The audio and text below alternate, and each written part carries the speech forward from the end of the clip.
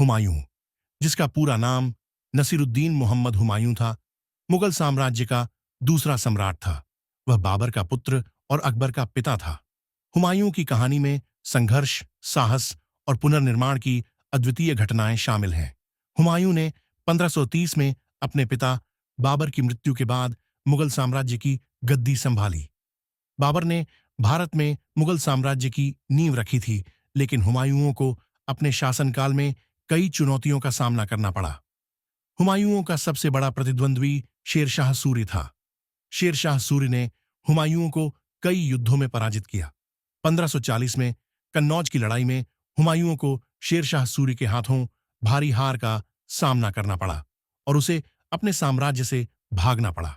वह 15 साल तक निर्वासन में रहा, जिसमें उसने फारस के शाह तहमास्प की शरण ली।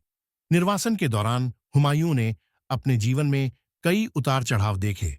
उसने अपने छोटे भाइयों और अन्य स्थानीय शासकों की मदद से सेना एकत्रित की।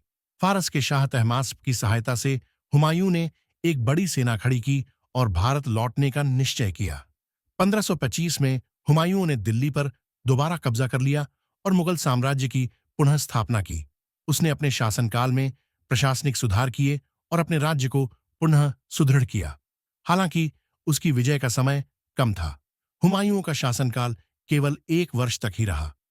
1556 में अपनी लाइब्रेरी की सीढ़ियों से गिरने के कारण हुमायूं की मृत्यु हो गई।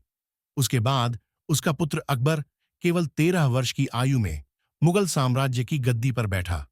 हुमायूं की कहानी संघर्ष और पुनर्निर्माण की एक महत्वपूर्ण गाथा है।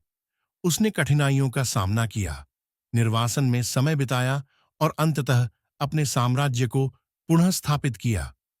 हुमायूंओं का जीवन हमें यह सिखाता है कि दृढ़ संकल्प और साहस के साथ हम किसी भी चुनौती का सामना कर सकते हैं और सफलता प्राप्त कर सकते हैं।